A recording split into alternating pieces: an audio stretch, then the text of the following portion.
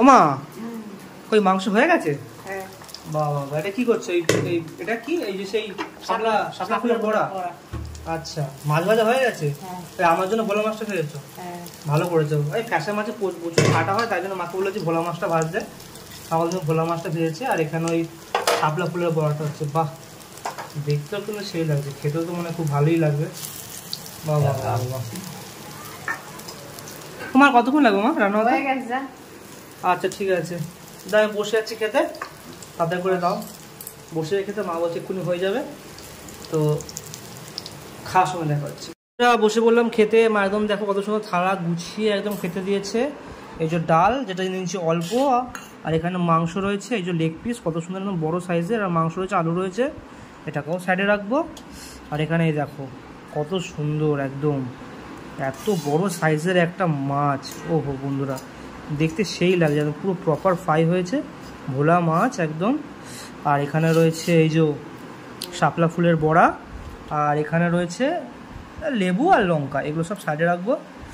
রেখে এরকম গরম গরম ভাত দিয়ে, আর এরকম গরম গরম ওহো শাপলা ফুলের বড়া বন্ধুরা, তো মাখিয়ে জিনিসটাকে এরকম করে নিয়ে,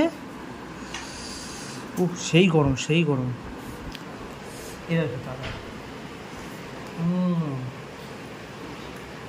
খুব ভালো হচ্ছে।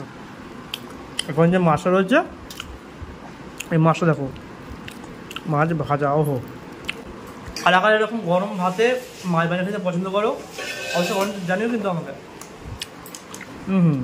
ভাতের সাথে একদম মাছ। একটু ডাল থাকবে সেটা এখন তো একটুখানি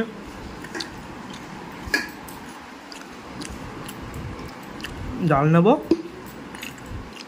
এখানে ফুলের বড়াটা আমাদের ভালো ভেঙে নেবো, ভাতের সাথে ভেঙে নিয়ে এখানে মাছটা রয়েছে, মাছটা নিয়ে নেবো, নিয়ে মাছ ডাল আর ফুলের বড়া দিয়ে একসাথে খেতে হবে।